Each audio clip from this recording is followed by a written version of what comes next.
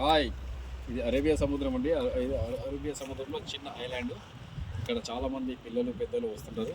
చాలా చక్కటి ప్రదేశాలు ఉన్నాయి. ఇక్కడ రాళ్ళు, కొండలు, గుట్టలు, పచ్చని చెట్లు, రకరకాల వస్తువులు.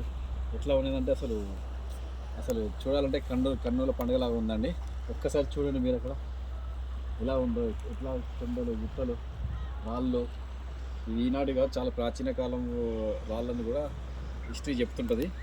ఎంతోమంది ఇక్కడ దేవుని టైంలో కూడా, రాముని టైంలో కూడా ఇటువంటి రాళ్ళు ఉండేవి అని చెప్పి చెప్పుకుంటూ ఉంటారు.